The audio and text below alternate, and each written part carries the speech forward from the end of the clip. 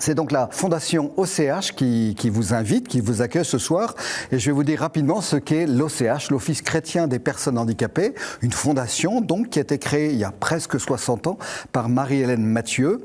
Et elle l'a créée avec des personnes handicapées et avec leurs familles, avec l'idée que nous poursuivons toujours aujourd'hui, c'est d'essayer de se rassembler, de s'unir, parce que le handicap est une épreuve. Et quand on a une épreuve, on a besoin d'être ensemble. Et que c'est dans cet ensemble, dans cette dimension de rencontre, que la lumière jaillit. L'OCH, on aime dire que c'est la lumière d'une rencontre.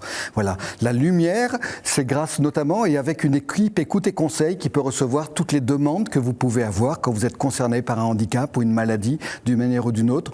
Il y a des questions, il y a parfois des souffrances terribles, on est dans une impasse. Eh ben, appelez l'écoute équipe et conseil. L'équipe écoute et conseil, et je pense, c'est le but qu'on a, c'est de faire en sorte qu'une petite porte puisse s'ouvrir dans cette impasse. C'est une logique de conseil, bien sûr, d'écoute, mais aussi d'accompagnement pour ensemble ouvrir ces petites portes et franchir les chemins qui sont nécessaires pour que la lumière jaillisse. La lumière d'une rencontre, c'est aussi les conférences, les rencontres que nous avons comme ce soir. Voilà, ici, l'OCH rassemble souvent des grands témoins qui sont des personnes handicapées, qui sont des familles, qui sont des responsables associatifs, pour qu'ils puissent partager leur expérience avec l'idée que cette expérience va être une lumière pour les autres et va les aider eux aussi à cheminer dans une vie qui peut être parfois bien éprouvée, on le sait. La lumière d'une rencontre, c'est aussi les rencontres de famille. Vous savez, les rencontres de maman, d'une personne handicapée, de papa, des frères et sœurs, des grands-parents, des enfants de personnes handicapées ou encore les conjoints. Voilà, tous ceux qui sont autour de la personne handicapée et auxquels on ne pense pas toujours assez et qui a tellement besoin qu'on prenne soin de lui aussi. Et vraiment, ces journées, ces rencontres de maman, papa, elles sont vraiment faites pour prendre soin les uns des autres. Et puis la rencontre, la lumière à l'OCH, c'est toutes ces associations qui agissent avec et autour de l'OCH pour proposer des réponses créatives, innovantes aux personnes handicapées et leurs familles.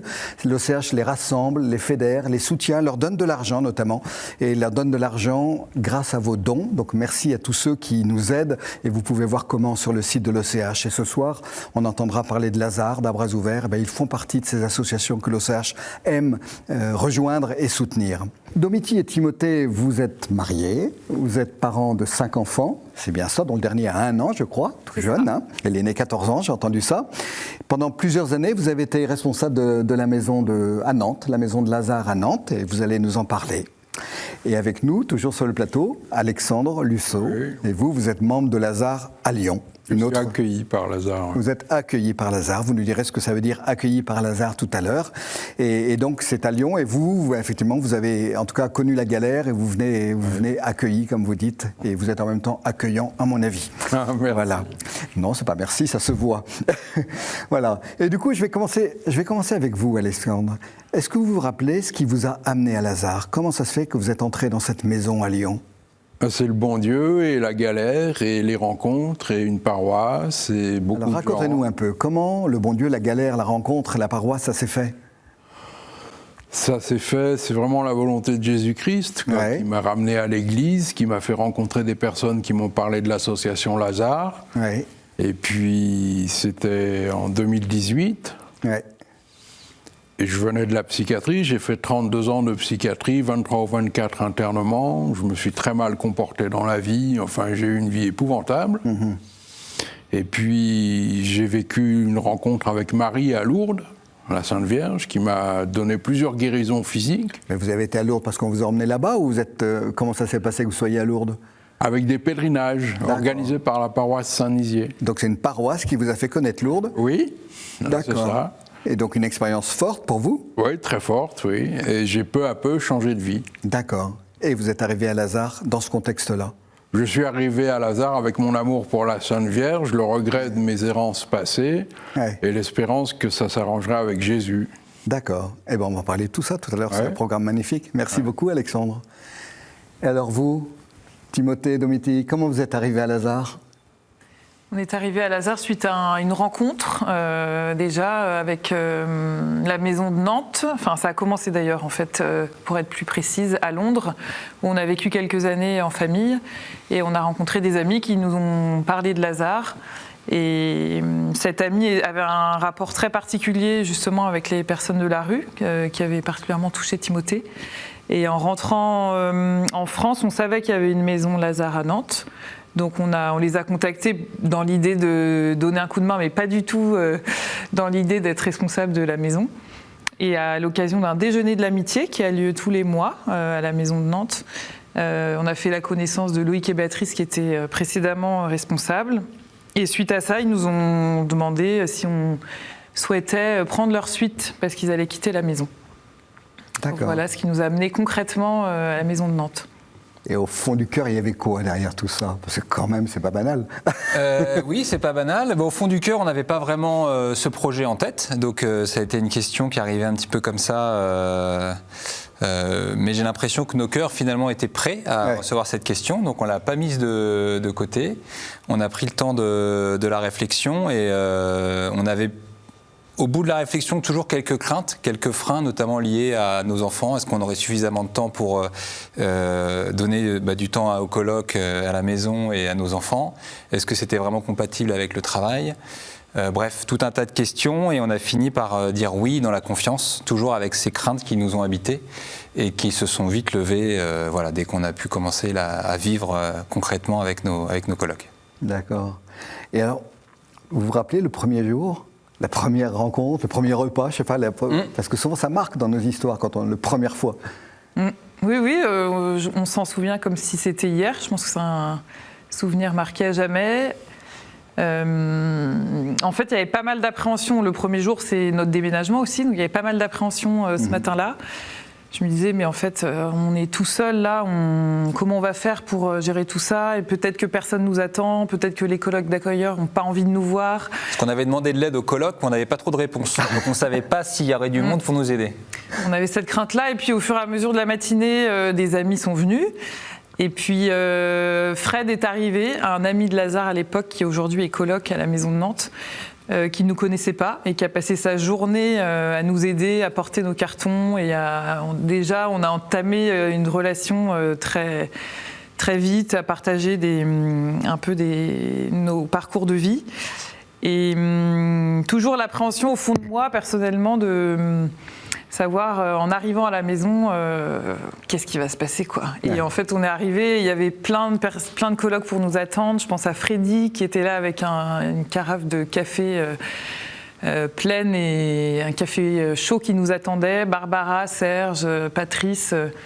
Et tous ces colocs, tous ces gens qui étaient même de passage, parfois pas forcément des colocs, ont passé du temps à nous aider, à monter nos affaires. Et ça a dissipé toutes nos craintes. Déjà, les craintes matérielles étaient levées. Et clairement, on était dans le lien a permis d'arriver en confiance, quoi, et serein. Et on était effectivement en position d'accueillis par des accueillants. Et donc je rejoins tout à fait ce qu'on a dit au sujet d'Alexandre. Voilà, Alexandre a accueilli un paquet de colocs depuis qu'il y est. Donc effectivement, on est un jour accueilli à Lazare et puis le lendemain, on a la joie d'être accueillant. Et on a eu à cœur, et je crois que tout le monde à Lazare a à cœur d'accueillir vraiment très bien chaque personne qui passe le pas de la porte. Je pense que tout le monde est marqué par son arrivée à la maison. C'est ce qui nous est renvoyé. Merci. Et du coup, Alexandre, je viens vers vous. Vous vous souvenez, le premier jour à Lazare, la première rencontre?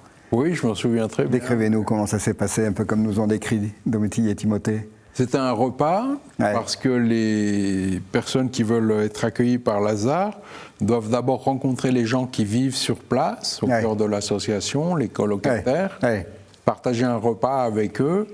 Et ensuite, les colocataires prient et discernent et partagent leur avis sur la personne en question qui veut rentrer, si oui ou non, si ça leur semble approprié ou pas.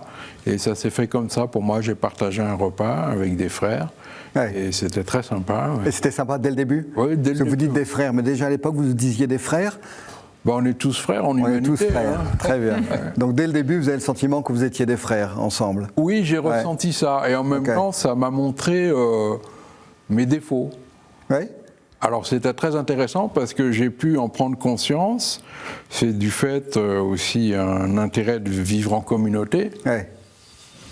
Et puis rectifier ma position, mon attitude. Et de ce fait, j'ai intégré une colocation. D'accord. Voilà. dans la durée. Oui, dans la On en durée, parlera oui. tout à l'heure. Oui. Mais c'est ça, on ne découvre pas son défaut le premier jour. Si dès le premier jour, vous avez eu le sentiment que ça allait être ça? Oui, ça allait Ouais. être ça, oui. D'accord, ok. Ouais. Très bien. Très bien. En tout cas, c'est associé à un bon souvenir. Oui, c'est un bon souvenir. Pas de surprise, vous n'avez pas été surpris en me disant ils sont bizarres ces gens-là? Non, du tout. Et Ouais. puis, j'avais eu des repas partagés le vendredi soir Ouais. dans l'association Lazare. On organise des repas où les personnes extérieures sont conviées pour la rencontre. Ouais. Maintenant, ça se fait plus trop à cause des conditions sanitaires, mais à l'époque, ça se faisait bien. Ouais. Et puis, j'avais déjà eu des contacts D'accord. avec des gens, donc c'était intéressant. Vous étiez un peu préparé de sa manière. Oui, c'est ça, Un ouais. basculement du jour au lendemain. Oui, c'est ça, exactement. Super. Merci. Ouais, je vous en prie. Et alors, je reviens vers vous. Donc, vous arrivez, première expérience. Qu'est-ce que vous découvrez au fur et à mesure? Si vous deviez dire ce que vous avez découvert dans ces premiers mois, premières semaines, premiers mois. Eh ben, on a découvert déjà que chacun de nos colocs était des pépites. C'était des personnes qu'on n'aurait peut-être jamais rencontrées sans venir vivre à Lazare. Ils nous ont accueillis comme on était. Et très vite, on a eu des relations assez fortes. On a découvert que ça allait être une mission dans laquelle il y aurait des grandes joies et aussi dans laquelle il y aurait des grandes peines. Assez tôt, on a découvert ça. Et on a découvert aussi finalement qu'on n'était pas appelé à réussir, mais à être fidèle à notre mission.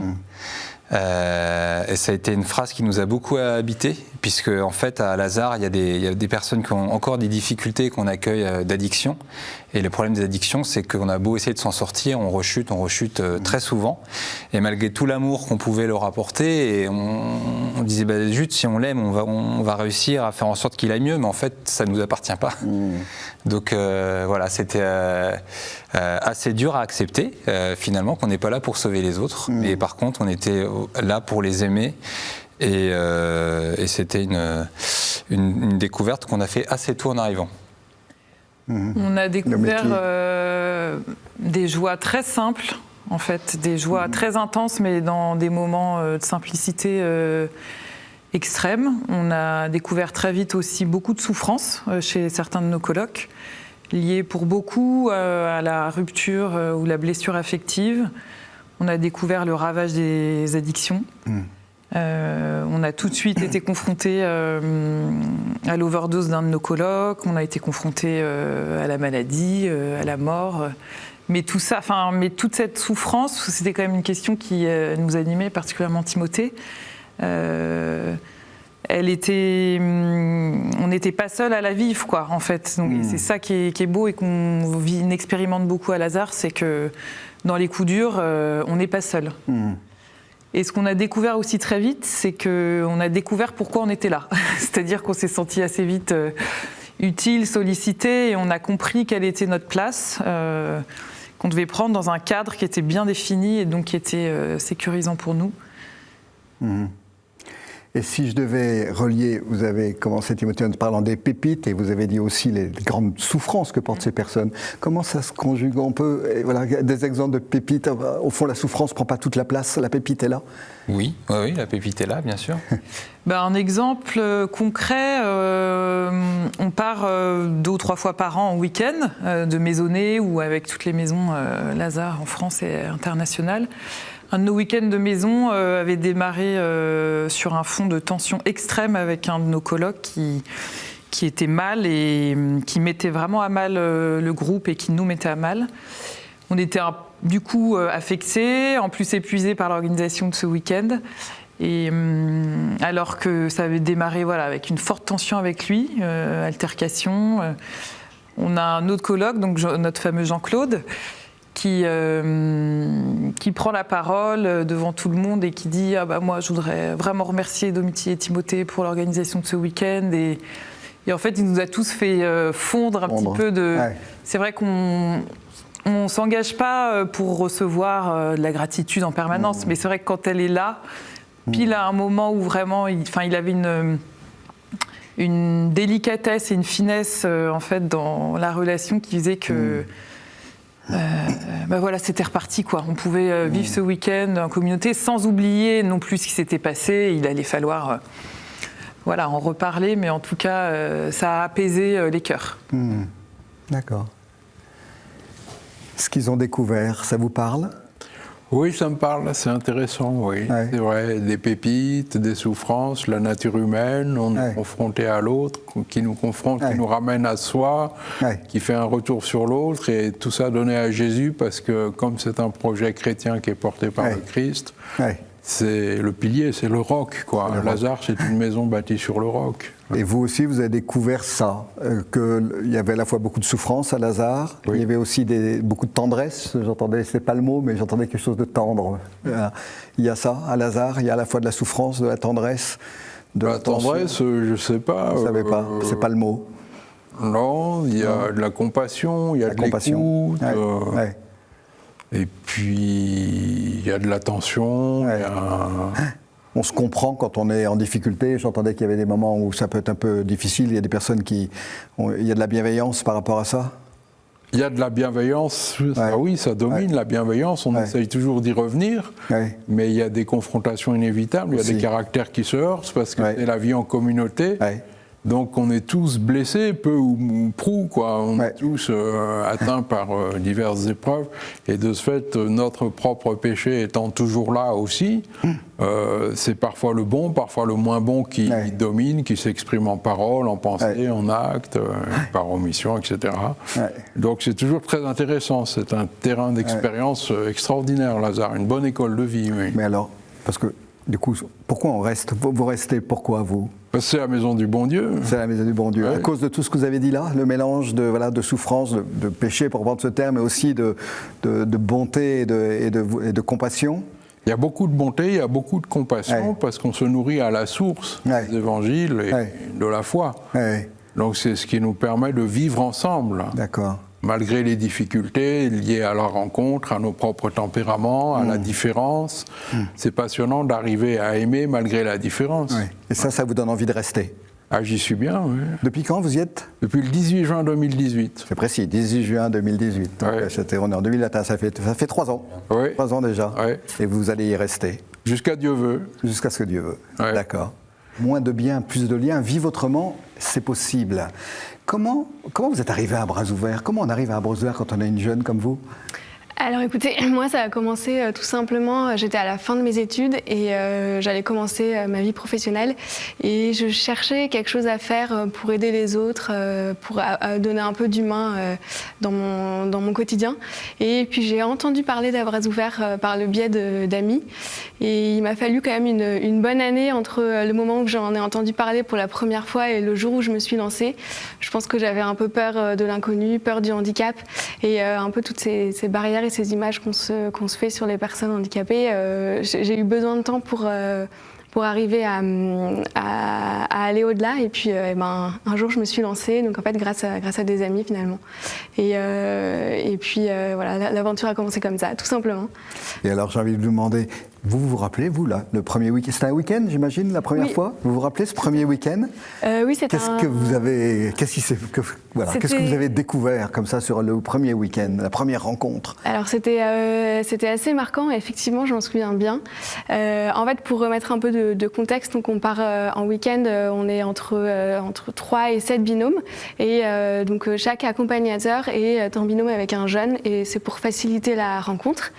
Et en fait, on nous présente le jeune le samedi matin avant de partir. On nous présente un peu ce qu'il aime pas, son âge, etc. Et donc moi, j'arrive justement à ce brief et on me présente la jeune avec qui j'allais partir, Mileva, et on me dit, voilà, donc Mileva, elle ne parle pas. Alors moi, je me dis, oula, premier week-end, c'est vraiment quelque chose de tout nouveau, et alors encore plus nouveau puisqu'il y a ce moyen de communication qu'elle n'a pas. Et donc j'avais une grosse appréhension. Et donc on commence à partir, là on se met donc dans l'estafette, qui est le minibus qui nous sert de transport pendant le week-end. Et on était toutes les deux, l'une à côté de l'autre, un peu distantes, un peu réservées. Moi, j'avais cette peur un peu de l'inconnu. Et Mileva, j'imagine que dans sa tête, elle se disait qu'il y avait encore une nouvelle personne qui allait l'accompagner, elle savait pas qui j'étais, elle me connaissait pas. Et donc voilà, le trajet se passe, on était un peu comme ça, 2 personnes à côté sans se connaître. Et puis on arrive, le week-end se déroule. J'ai pas un souvenir très précis du week-end, mais en revanche, ce qui m'a vraiment marqué, c'est le trajet de retour, où en fait on était les 2 mêmes personnes, dans la même estafette, le même trajet, mais en fait tout avait changé. Parce que le temps du week-end, en fait une rencontre, le lien s'était créé et on rigolait ensemble, il y avait des échanges de regards, des sourires, et vraiment ce lien, cette proximité s'était créée grâce au temps qu'on avait passé ensemble en week-end. Et voilà, en fait j'ai été assez marquée par ce trajet retour qui finalement est tout simple, mais qui a été vraiment voilà, pour moi la première rencontre avec Abra. Le même silence, mais dans ce silence, voilà. il n'y a pas les mêmes choses. Exactement. Et puis c'était très beau et je pense que c'est assez caractéristique des rencontres qu'on peut vivre avec à bras ouverts. Parce que du coup, vous avez choisi de demeurer, de continuer. Et qu'est-ce que vous avez découvert en continuant comme ça?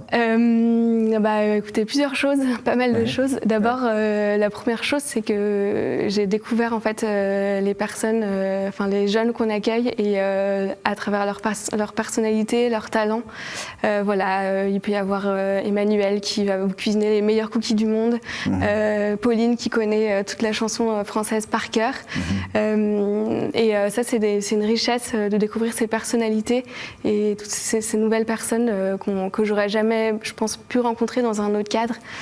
J'ai aussi découvert qu'en fait, ce qui était aussi important dans le week-end, dans la relation à l'autre, c'était la présence, une présence réelle et authentique avec l'autre. En fait, je m'explique un peu par là, c'est que souvent, moi dans ma vie quotidienne, voilà, il y a beaucoup d'activités, je fais des choses, je fais toujours beaucoup de choses, mais en fait, je suis un peu moins peut-être moins dans la présence. Alors qu'avec À Bras Ouverts, en fait, je me suis rendu compte que ce qui était aussi important finalement, c'était d'être l'un avec l'autre, attentif à l'autre, consacré à l'autre, pour pouvoir créer cette relation et sans être obligé d'aller faire un coloriage forcément, d'aller lire une histoire, d'aller dessiner ou jouer au foot. En fait, de temps en temps, il suffit simplement d'être là à côté, ensemble et concentré sur l'autre, sur son binôme. Et puis, voilà, pour rejoindre un peu le sujet de ce soir, les activités qu'on fait à ABO sont assez simples. Voilà, c'est des balades, on fait les courses ensemble, on est ensemble. Et j'ai vraiment le sentiment que cette simplicité porte vers la rencontre et porte vers le lien avec l'autre et le lien avec son binôme. Parce qu'en fait, on a plus de temps pour se consacrer à l'autre et on doit juste être ensemble et faire les choses ensemble. Et du coup, vous êtes resté. Et donc, je suis restée. Ça fait combien de temps, en fait, le début? Ça fait 4 ans et demi, là. 4 ans. Et depuis 4 ans et demi, vous restez, vous continuez? Je reste, je continue, tout à fait. Parce que ça fait du bien, ça vous fait du bien? Oui, ça me fait du bien. Ouais. Déjà, la première chose que j'ai envie de partager, c'est que ça a créé une vraie joie, en fait, ces week-ends. C'est une joie profonde. Alors, malgré les difficultés, malgré les difficultés qui peuvent se passer en week-end, en fait, moi, j'en ressors finalement toujours contente et joyeuse parce que c'est plein d'enthousiasme, c'est de la bienveillance et on vit des petites joies simples. Je crois que c'est ce que Domiti disait tout à l'heure. Voilà, c'est des joies qui sont très simples, mais en fait qui sont là et qui, au final, créent une ambiance assez joyeuse. Et moi, c'est ça qui me porte aussi dans ma vie quotidienne, dans mon quotidien, au travail ou ailleurs. Alors, vous disiez, malgré les difficultés, il y a des choses difficiles? Oui.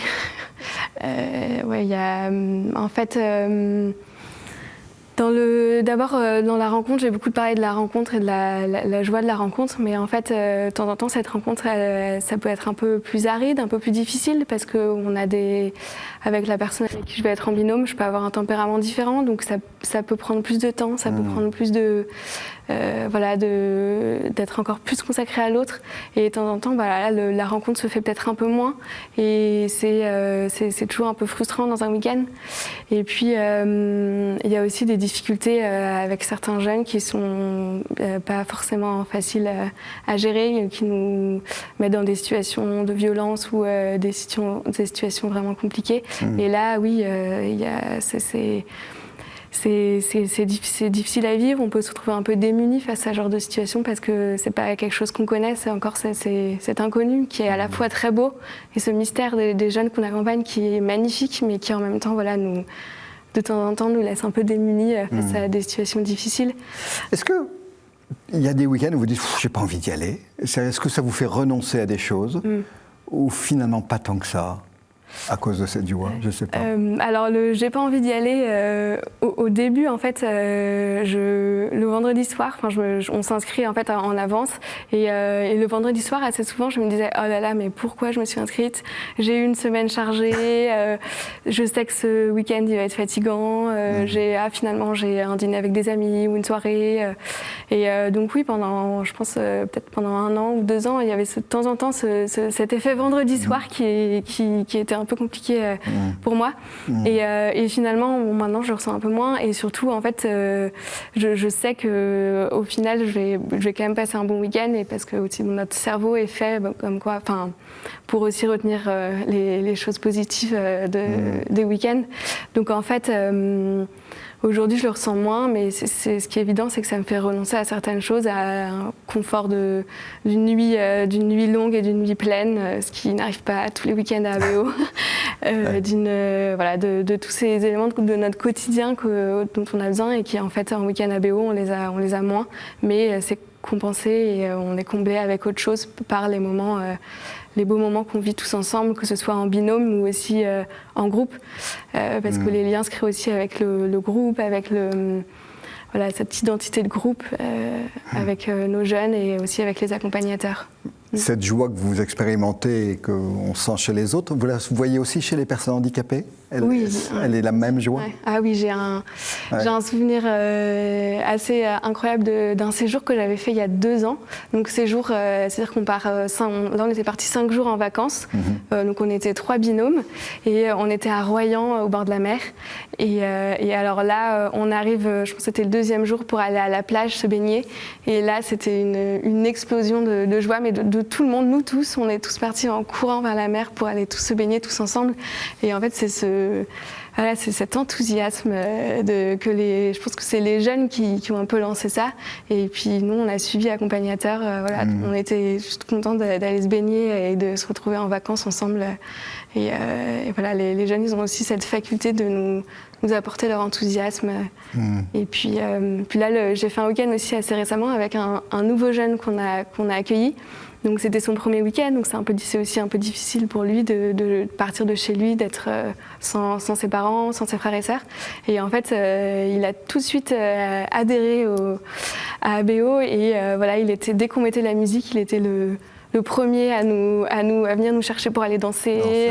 À lancer l'apéro. Et en fait, les jeunes sont aussi des moteurs dans nos week-ends, des vrais moteurs de joie, d'enthousiasme et de curiosité. Et c'est très chouette. Vous êtes avec les jeunes, pas avec les familles, mais j'imagine que vous voyez les familles au départ ou à l'arrivée, ou les deux. Vous êtes témoin de quoi chez ces familles avec à bras ouverts? Alors effectivement, les familles, on ne les voit pas beaucoup, on n'a pas forcément beaucoup d'échanges avec eux parce que ça peut être un peu rapide le samedi ou le dimanche, mais en revanche, on invite les groupes à organiser des soirées témoignages et donc pendant lesquelles soit des familles, soit des frères et sœurs viennent témoigner un peu de leur vie, parler de leurs enfants. Et ça, en fait, c'est des moments qui sont assez riches et assez touchants quand on est simple accompagnateur parce que justement, on n'a pas cette occasion de rencontrer les parents, ou en tout cas peu. Et là, moi, j'ai été assez touchée. Les témoignages que j'ai faits, j'ai eu donc une fois avec des parents qui ont parlé de leurs enfants. Et en fait, moi, j'ai été assez touchée par tout l'amour qu'ils arrivent qu'ils dégagent pour leurs enfants, pour leur fierté. C'est des beaux moments. Et puis moi, ça m'a permis aussi de voir le jeune en ayant le regard de ses parents et donc de mieux le connaître. Et ça, c'est très sympa. Et puis, j'ai aussi eu un témoignage avec la sœur d'un de nos jeunes qui était venue nous parler de son frère et elle avait dit quelque chose pour lequel j'avais vraiment pas conscience. C'est qu'en fait, elle disait, moi, mon frère, il a pas d'amis. Ouais. Et en fait, c'est là où j'ai pris conscience du fait que les jeunes n'avaient pas forcément d'amis et que, en fait, à bras ouverts permettait, entre autres, parce qu'il y a aussi d'autres choses, mais pour eux de leur créer un groupe d'amis, une amitié et d'avoir cette appartenance à un groupe qui est importante dans la construction de n'importe qui. Est-ce que la rencontre avec ces personnes, dans ces week-ends d'amitié, ça a changé quelque chose à votre rencontre avec Dieu ?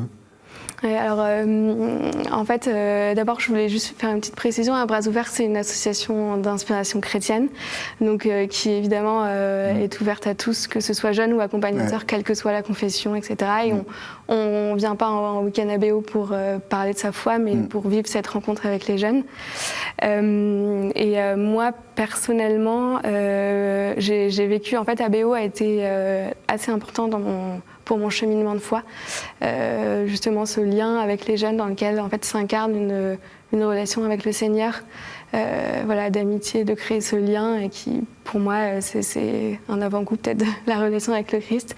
Et puis, je suis aussi très portée personnellement par la prière et je trouve que ma prière personnelle me porte dans mon engagement et dans ce que je peux faire avec À Bras Ouverts.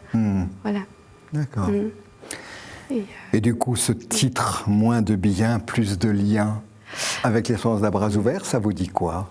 Écoutez, en fait, moi, quand j'ai vu le sujet de cette conférence, la première chose à laquelle j'ai pensé, c'était un des maîtres mots d'ABO qui est la simplicité, avant tout les activités simples.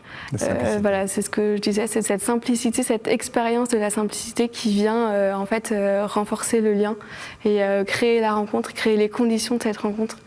Et puis aussi, je réfléchissais au fait que pendant les week-ends, en fait, on n'est pas dans la performance. Voilà, en fait, on quitte cette volonté d'aller toujours plus loin, toujours plus de bien, mais on est dans le être ensemble. C'est vraiment, on fait les choses ensemble. Alors peut-être que les tomates, elles vont pas être très bien coupées ou le coloriage, il sera peut-être pas incroyable, mais c'est pas grave. En fait, on est là pour être ensemble et pour faire des choses ensemble. Et moi, ça m'a beaucoup appris à être moins dans la performance et dans vouloir toujours plus ou aller toujours plus loin. De temps en temps, il faut aussi savoir ralentir et s'adapter au rythme de chacun et notamment dans les week-ends au rythme des jeunes avec qui on part. Bonsoir Jean-Guilhem. Alors vous êtes psychanalyste.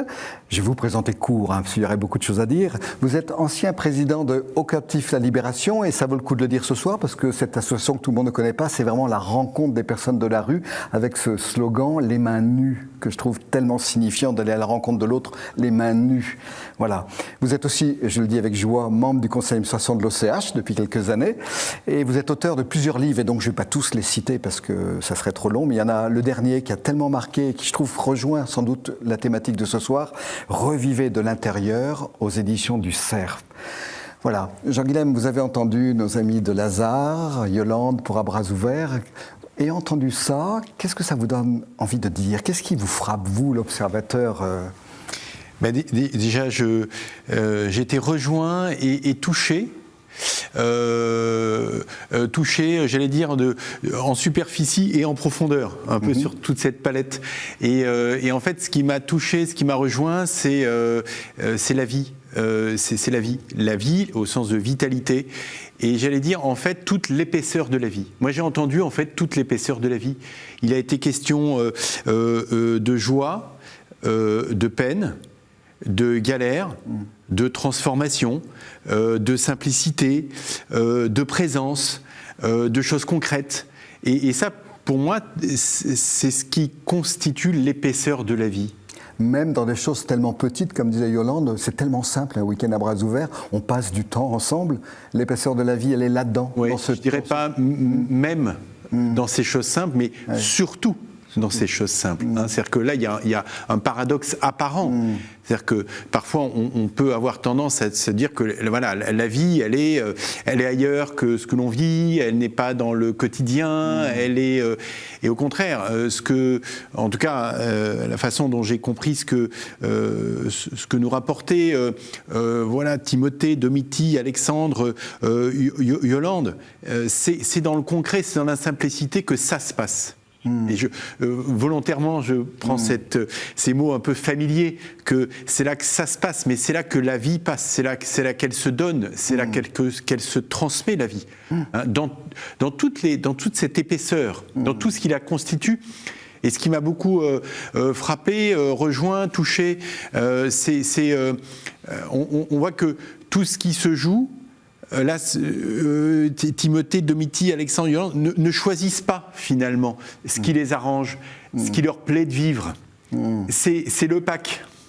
C'est le forfait global. C'est ça qui finalement, de mon point de vue, justement, est source de transformation. Parce que tous ont rapporté une expérience de transformation, de changement. Hein, ça m'a transformé, ça m'a changé. L'interprétation que j'en fais, c'est que s'il y a transformation, c'est parce qu'il y a accueil. Le mot a été revenu là aussi très souvent. Mais accueil de tout. Des joies comme des peines. Des galères comme des talents. Voilà, des super bons moments et des moments où on est complètement paumé parce qu'on a le sentiment, en tout cas, de ne pas savoir faire. Et c'est ça que je trouve, en tout cas pour moi, à la fois très édifiant, très enseignant aussi, au sens que ça m'enseigne que effectivement la vie, on la vit pas à la découpe, quoi. En fait, on peut la vivre à la découpe. Mais en fait, évidemment, en gardant uniquement les aspects positifs, on a tous envie de ça, enfin évidemment. Hein. Mais on voit bien qu'à travers ces témoignages, que la vie, elle est complexe. Il y a ses ombres et ses lumières. Je ne dis pas simplement ça parce que c'est évidemment le titre de la magnifique revue de l'OCH, mais voilà, elle est à prendre en complétude. Dans toute son épaisseur. Et ça, vraiment, ça m'a beaucoup frappé. Et je trouve ça, très enseignant, très, très, très beau dans tout ce qu'ont pu nous rapporter nos invités. Et comment ça se fait que des rencontres aussi simples puissent se transformer à ce point ? Parce que moi, j'étais impressionné par cette transformation. Je ne sais pas si le mot a été utilisé par Domitille, Timothée ou Yolande, mais cette transformation, elle est visible, elle est sensible. Pourquoi ? Comment des rencontres aussi simples, avec des gens aussi simples ? Et voilà. De mon point de vue, je trouve votre question effectivement intéressante. Il y a deux choses qui me viennent, concret et gratuité. C'est-à-dire que dans la simplicité, je l'associe en tout cas là dans ce qui a pu être partagé à du concret. On vit le quotidien ensemble. On fait les courses, on fait des balades, on vit sous le même toit pendant un week-end ou pendant aussi les jours de la semaine, enfin selon les formules, mais on est dans le concret là, hein, on n'est pas dans le discours, on n'est pas sur les belles valeurs, on n'est pas sur tout ça, on n'a rien à vendre, on a juste à vivre dans le concret. Et la deuxième chose, pour moi en lien avec cette simplicité, c'est ce qui pour moi est de l'ordre de la gratuité. Et c'est ça qui transforme. C'est-à-dire qu'on ne transforme pas en faisant des grands discours philosophiques sur les valeurs. On transforme en vivant des choses dans la vraie vie, comme on dit, dans le concret. Et puis ce qui transforme, c'est l'expérience de la gratuité. Et il y a quelque chose, me semble-t-il, là, dans ce qui a été partagé de l'expérience à Lazare et à Bras Ouverts, cette dimension de la gratuité. Ça me fait penser, vous l'avez rappelé, j'ai été effectivement pendant plusieurs années engagé au Captif La Libération. On avait demandé à quelqu'un qui était dans la rue, c'est quoi pour toi l'exclusion, un jeune, hein ? C'est quoi pour toi l'exclusion ? Il a répondu, mais vraiment spontanément, comme si la réponse était une évidence, c'est de n'être visité que par des gens qui sont payés pour ça. C'est une réponse extrêmement brutale évidemment pour lui, mais c'est très éclairant. C'est-à-dire qu'il y a un besoin vital qui est d'être rencontré pour soi-même. Et je pense que c'est la gratuité qui nous humanise. La gratuité, c'est le fait... Est-ce que...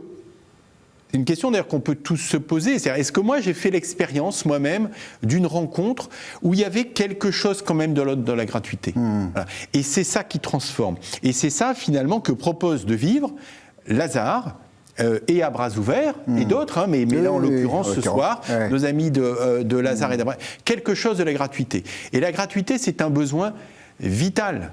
C'est pas là aussi une belle valeur avec laquelle on va se faire plaisir.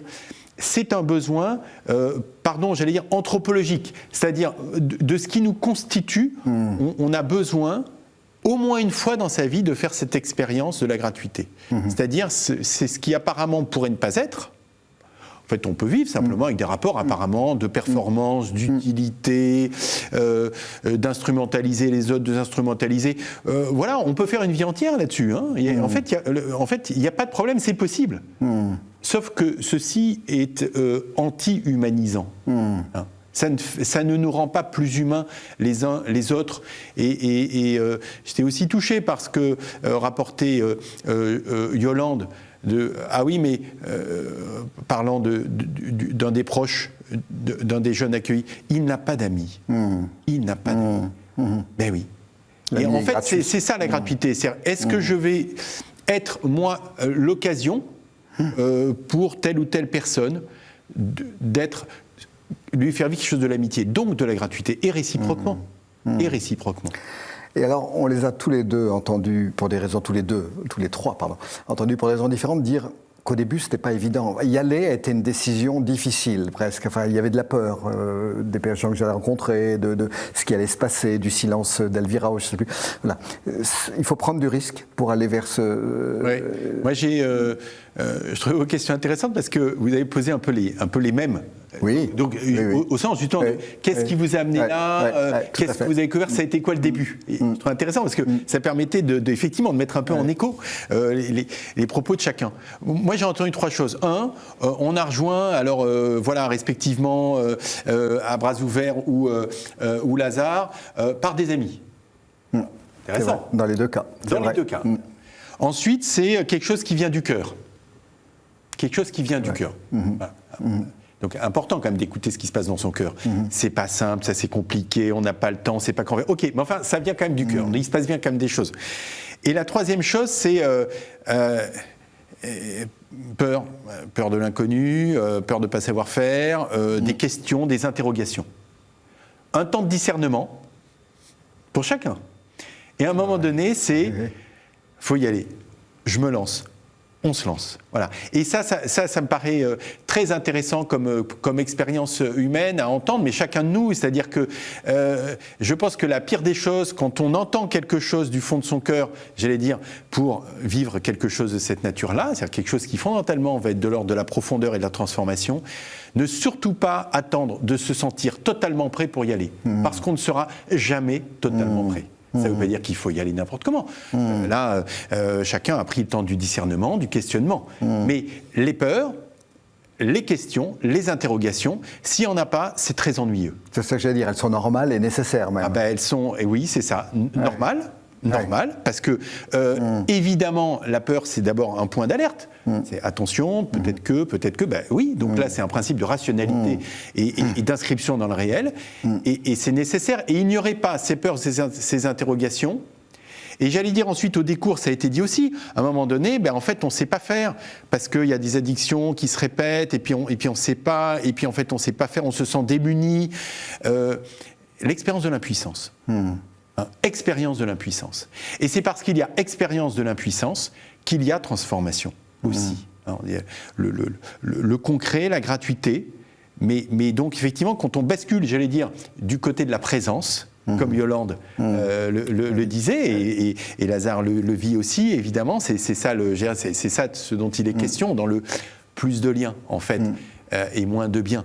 C'est plus de liens, c'est plus de présence les uns aux autres. Enfin, moi, je le comprends comme ça. Et donc, la présence, ça nous fait forcément, ça nous confronte forcément à un moment donné à l'impuissance, au fait de se sentir démuni. Et ça, c'est compliqué. Mais si on ne traverse pas cette expérience de l'impuissance, du dénuement, aussi inconfortable soit-elle, il me semble que la transformation sera difficile.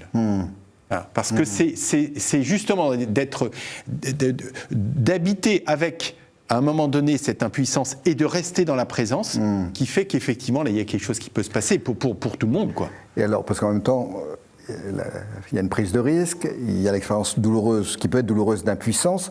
On a l'impression que l'un et l'autre, ils parlent quand même de l'importance des autres dans cette expérience. J'ai entendu Yolande parler des autres accompagnateurs, j'ai entendu Lazare dire l'importance des colloques, c'est important dans ces expériences d'être ensemble. Oui, et moi je l'ai entendu très clairement, notamment dans la bouche d'Alexandre. Alexandre qui dit, en tout cas si je l'ai bien entendu, finalement à la question que vous avez posée, Philippe, sur comment vous êtes arrivé à rejoindre Lazare, etc. Il a dit il y avait de la galère, une rencontre, le bon Dieu et la communauté. donc en l'occurrence la communauté de Saint-Nizier, si j'ai bien compris, donc la communauté paroissiale, et ensuite eh bien, la communauté de Lazare.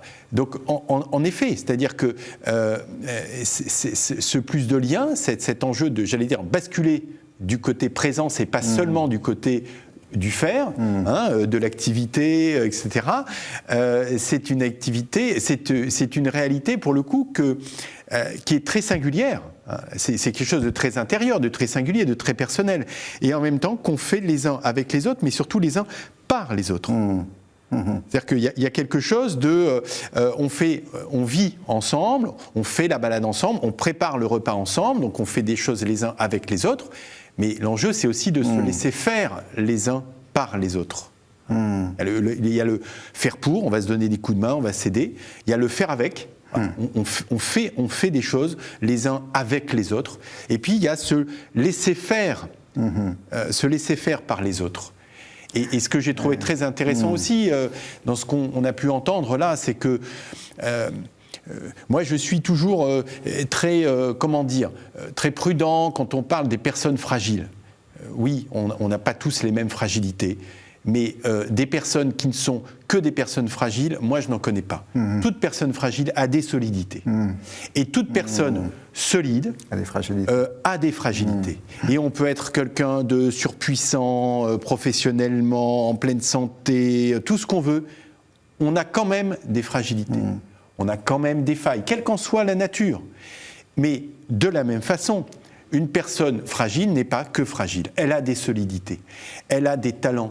Et je trouve que les uns les autres l'ont dit, mais notamment je retenais ça de Yolande qui disait quand elle rapportait un week-end sur le long d'une plage, si j'ai bien compris.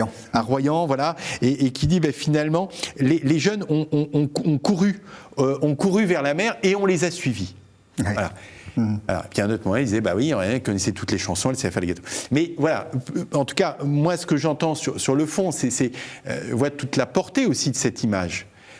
Les jeunes, ils ont explosé de joie et on les a suivis. Donc les apparemment solides ont suivi les apparemment fragiles. Mais parce que la vie, elle traverse chacun, fragile, apparemment, solide, apparemment. En fait, la vie, elle ne choisit pas elle. La vie, elle habite tout le monde, elle traverse tout le monde, et c'est ça finalement qui nous transforme les uns par les autres. Et alors, tous nos auditeurs ne peuvent pas aller à bras ouverts, des week-ends de rencontres, tous ne peuvent pas aller à Lazare, et pourtant cette bonne nouvelle de la rencontre, elle est pour tous. Oui. Quel conseil on peut donner à nos auditeurs pour ça? Si je suis dans un village, dans une ville, dans une paroisse, à quoi ça peut nous inviter pour entrer dans cette logique de transformation avec les risques qu'il faut prendre, mais aussi les sécurités à trouver? Ouais. Évidemment, je me sens bien incapable de faire une réponse valable pour tout le monde, mais moi en tout cas, sur ce qu'on dit nos témoins, nos invités, c'est d'abord d'écouter son cœur. Tout ça, ça vient du cœur. Voilà. Cœur nous parle, le cœur nous appelle. C'est dans notre cœur profond que justement que la vie nous traverse. C'est là qu'elle demeure en fait la vie. Et donc c'est d'abord chacun d'écouter son cœur, quoi. D'écouter son cœur. Et donc pour ça, c'est se donner effectivement du temps pour la vie intérieure. On a vu que chacun le vivait par la prière, voilà. Mais en tout cas, d'abord écouter son cœur. Ensuite, ne pas avoir peur de ne pas savoir faire.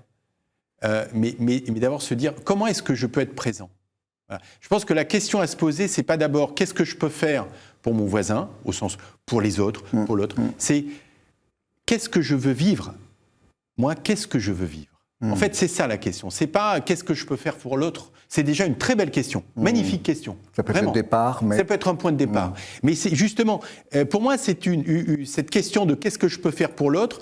En fait, le pas d'après, c'est de découvrir que, en fait, c'est qu'est-ce que je veux vivre avec l'autre. Et en fait, c'est quelle présence finalement je veux vivre. Et en fait, c'est quelle expérience de présence je veux vivre et je veux aussi recevoir. Donc pour moi la question c'est à se poser, c'est ça, et du coup de se dire quelle présence je veux vivre, de se dire que ne pas choisir simplement les choses qui me plaisent et qui me font plaisir. Sinon en fait je vivrai que la moitié en fait des choses, quoi. Donc c'est déjà super. Mais la vie, elle est beaucoup plus profonde et nourrissante, en fait, quand on prend tout. Mais dans le registre de la présence, et puis donc ne pas vivre, j'allais dire, ce grand mystère de la présence complètement seul. Ça peut être dans le cadre d'une association, d'une paroisse, ou de façon peut-être plus individuelle. Mais individuelle, ça ne veut pas dire seul. Ouais. Ça veut dire qu'il faut quand même le partager avec des amis, peut-être avec un père spirituel, peut-être avec quelqu'un qui a un peu d'expérience. Voilà, en tout cas, c'est, et ça, tous l'ont dit, hein, le plus de liens, même si encore une fois quelque chose de singulier, c'est avec d'autres, mais c'est aussi avec des personnes avec qui, j'allais dire, on peut débriefer. Pardonnez-moi, c'est peut-être un peu familier, mais ça bouscule, ça transforme, tous l'ont dit, on peut être à certains moments déstabilisé. Ben, on a un besoin un peu d'une base arrière. Voilà. Et donc, voilà, je veux dire, voilà. Et écoutons chacun ce à quoi notre cœur nous appelle. Basculons du côté de la présence, en assumant de ne pas savoir tout faire bien, de ne pas se sentir prêt, etc. Mais goûtons à toute l'épaisseur de ce qui est donné dans ce mystère de la présence. Et puis pensons aussi à nous assurer une base arrière, voilà, pour durer, pour nous aider à prendre un peu de recul. Merci Jean-Guilhem de nous avoir ainsi débriefé nos témoignages. On sent que ça part de ce que vous avez entendu, aussi de ce que vous avez vécu vous-même dans vos propres engagements et que vous vivez encore.